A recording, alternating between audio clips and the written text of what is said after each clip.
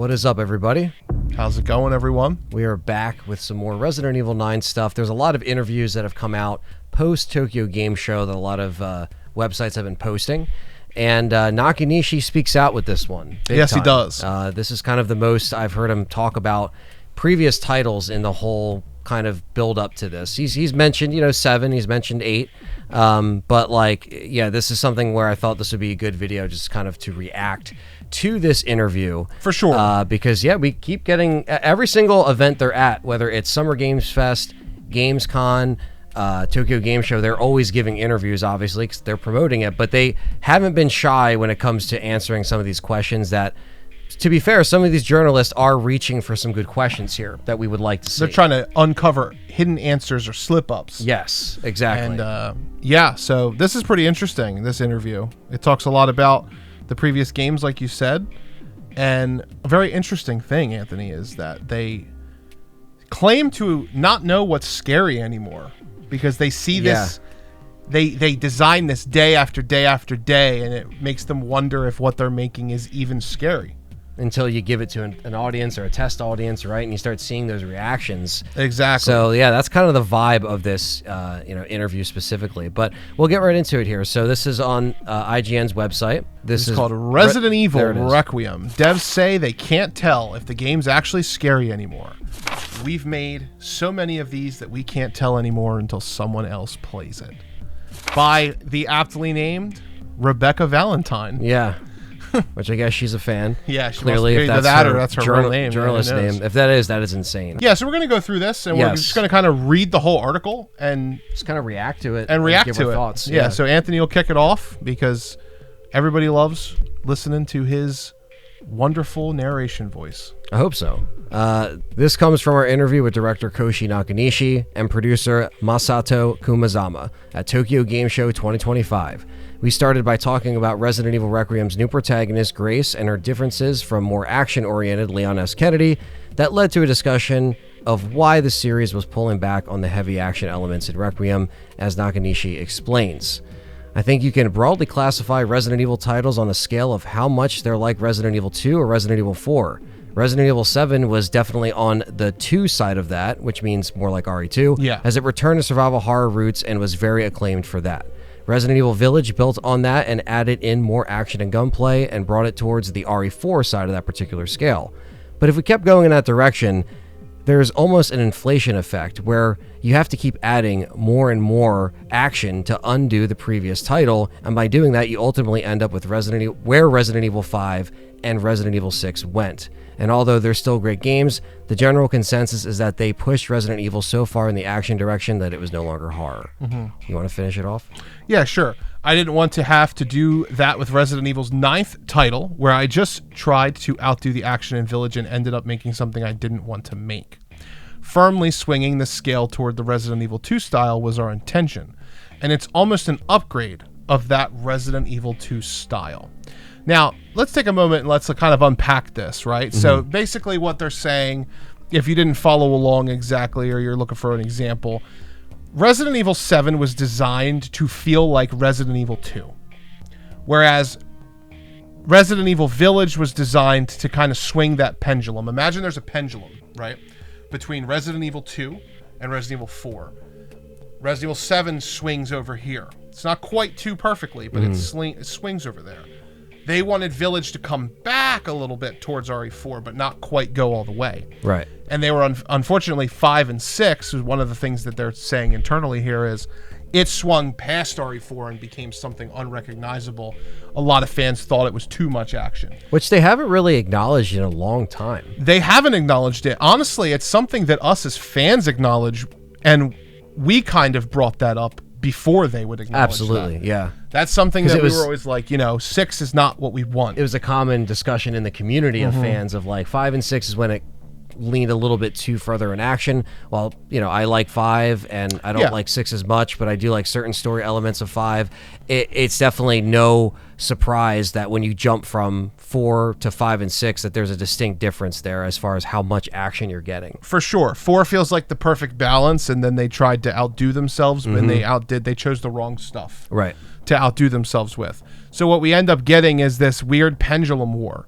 every Resident Evil, they want it to be no more crazy than 4 and no more slow than 2, which could be a hint at what they might be trying to do Very with a much potential so. Yeah. remake of 1 as well. Yes. They might want to bring 1 more in line with 2, which will be interesting because 1 is a slower game than 2. It is. Or that might be an outlier. They might just let that be what it's going to be. What it is, yeah. Yeah. But we kind of said, though, like, to your point, like, the RE1 remake, whenever we get that, could potentially be like an RE2, like, slower burn, For sure. but just slowed down. You might have the Crimson Heads in there, you might not. But, Less bullets. Yeah, I like the fact that they're acknowledging, like, look, we didn't want to continue to push it there because at the end of the day, like, where was the RE9 going to be like another RE6 situation where it could have just got way too out of its, like, you know, because like Village with the action stuff, it was okay and it felt fine with the gunplay, but it just didn't really do it for me because of certain things, right? Especially with the enemies and the pacing was a little odd there. Now, some people really like it because it reminded them of RE4, and that's fine because RE4 is what got a lot of people to the dance to begin with. And a lot of people RE4 is the entered with pendulum that. end cap. Absolutely. That's the bookends Right. are RE2 and RE4 in their design philosophy. So the pendulum swung that way for Village. Yeah. Now they're trying to just go back into that RE2, RE7 kind of vibe, And which is good. This is a really weird shout out. Nobody's prepared for this, including you. But I had just got done watching Anthony's original 15-year-old video of him ranking his top 5 Resident Evil games. Resident Evil 4, 2, 1, remake, 1 original, and 3 was the order you put them in. I remember this because it was literally 2 days ago. And one of the things that you said was, yes, I know, Resident Evil 4 fans, you think I'm going to say this is a bad game. It's still my top 5, et cetera, et cetera. But what people don't realize is 15 years ago, there was Resident Evil fans, and then there was Resident Evil 4 fans. Absolutely. Resident Evil 4, now this is not to get into another debate about, you know, real What's fans, better? true fans, Yeah, whatever. yeah. Doesn't matter. I love them all. I love all the Resident Evil games. we in welcome different ways. wherever Even you Village, got in. there's things about Village, I still embrace the shit, okay? Like, Yeah. I don't like Village that much, but I still am glad it's here. I'm glad it exists. So we're not upset if people like it or No, got for into sure. it at any point. No, So 15 years ago, it would have been a different story. But Resident Evil 4 is that game that if you like Resident Evil 4 and like nothing else about the series or play any of the other games or like any other games, I would say that you're probably in the majority of fans who bought Resident Evil games.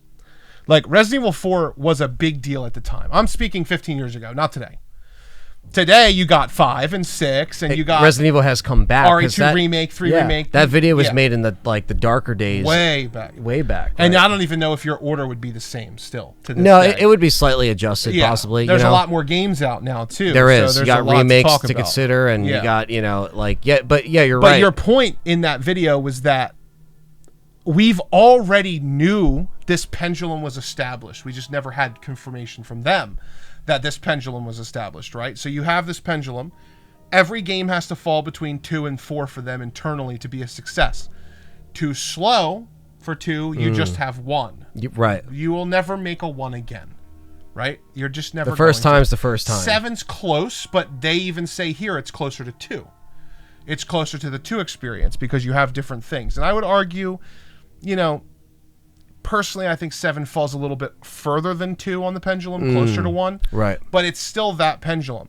They don't talk about breaking 2's pendulum. They don't. They no. do not want to cross 4. No. So 4 is where the series peaks That's in terms the of cap for action. action. They don't want to go any further than that. And I think that's a very good line to draw. Yeah. And it's good that they're making it to where, I mean, they even mentioned they want people to pick up this game and have never played Resident Evil before and they can get into it, right? RE7, it was the same thing. Yes, they said in the Tokyo Game Show that they designed RE9 specifically for it to be an entry point in the series. You don't need 7, you don't need Village, you don't need 1 through 6. And the people that thought 7 was too scary, that's why they put in the 2 perspectives. That's what they said. Yeah, They some wanted to put people both in there for that Can't handle reason. first person. Right. So motion sickness, you got that. So they it's put like it in, yeah. put both perspectives in. Everybody wins. Old fans, new fans. Supports the VR potentially. It's if definitely PlayStation has VR 3. Definitely will. I'm sure this will work with VR 2. This will be on VR 2, 100%. For sure, 100% will. I'm sure we'll hear more about that closer to release sure. or just after. It'll probably be like the Village interesting. Yeah. Where the Village, like the interesting way they rolled out with Village where the VR came afterwards. Yes. It came with what? The Gold Edition? It I did. actually think? Yeah. Maybe They just launched before that. The same line or something like that. Yeah, I know RE4 Remake, I think it was like a little bit after. Not the Gold Edition. It did launch alongside the DLC, I think. Yeah. Before the Gold Edition was Right. announced. Yeah, there definitely was an update after that. But yeah, it just... yeah, I mean, that's the thing. It seems like first and third person work very well. And if you want to get the more 7 first person experience, you have that. If you want to get your RE2 remake, your 4 remake over the shoulder, it seems like the third person and first person work well within switching in the demo. It's a smooth transition, too. Yeah, it we is. saw that on the demo. And it snaps into what it needs as well. Yes. It snaps into it like if you open a door in the demo and the zombie comes in your face, it pans in real quick to a first-person perspective to give you the highlights that only first person can bring. Right. So this is what I want to see more moving forward. I don't want them to ever not include both perspectives again. Don't do it. Give us both all the time. It seems like an easy thing to do. I don't know why they said that, you know, they said it wasn't as hard as people let on to be, but they did say it was obviously like, you know, making 2 different games, but it wasn't like this is adding an extra year of development time. That's what I like about Capcom is they assess the situation, they listen to feedback, and they adjust accordingly, and they don't complain. They're not sitting there like saying, "Oh, we have to go back and do this." No, they're like, "Let's just make it work." Capcom has always been somebody who listens to feedback and takes it very much to heart. Yes. Unlike some other, you know, publishers who you feel like you're screaming into the void. Exactly. Nobody's Capcom gonna really listen. does come out and say like, we heard, you know, this, we heard this, we heard this. Even like, if they don't acknowledge it, they're usually listening and Yeah. they're observing from a distance, which a lot of Japanese companies do. And traditionally, the only kind of devs you really ever see following that is mostly MMO devs, because they're the ones that they literally rely on you to like the game. Absolutely. They got to keep you engaged. They didn't get your $70 and they're like, No, well, yeah. no, whatever. They're like, whatever. They need you to pay for the game. They want so you engaged. They care a lot, but Capcom really cares about their brand a lot. I feel like this might be a little bit of a controversial take, because there are people who've been Capcom fans of their games besides Resident Evil forever. Sure. Right? Street Fighter, Mega Man, all that. But I feel like Capcom is the premier and most premium publisher we have today. If you were to point at one of the publishers across the gaming industry to look up to if you're another developer, do what Capcom's doing. Yeah. They're killing it on all And cylinders. they're productive, and they're not delaying games. Yeah. When they say a date, like, you know, they gave Pragmata a little bit of time, but they never gave it a number, date, and delayed it. No, for sure. All the Resident Evils have come out on time. The Street Fighters came out on time. Monster Hunter came out on time. Some people can argue, okay, well, they're doing X, Y, and Z with Monster Hunter. That's neither here nor there. For sure. It's just You they know. are productive. We consistent. argue about Village still. Like, Village wasn't the game Right. we wanted, but that doesn't mean we're writing them off. Exactly. And I would give them the edge on Nintendo just because of their transparency and willingness to actually have an open dialogue. Whereas Nintendo basically is like screaming at a door that will never open. Like the old Crash Bandicoot commercials.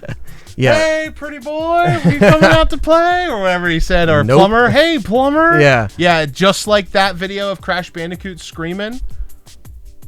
You're never going to get anything from them. They do not, unless they really, really mess up, they will not make public statements. That's why I think on Capcom's side of the coin now, it's good that we have this rendition that we're going For through. sure. That we're experiencing together, making content through it, and seeing this other wave of success that they are getting.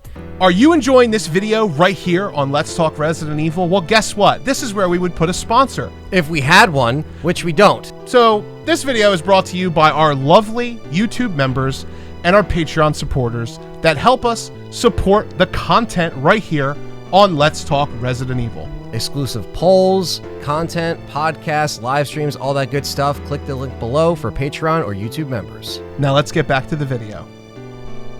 Now, why don't you read these 2 paragraphs here? Right at the Yeah. beginning So here. move back to the article. Yeah. We have basically, but that led to a follow-up question where I, the person who wrote the article, asked Nakanishi about the other side of the coin, of trying to outdo their own scares with each new title.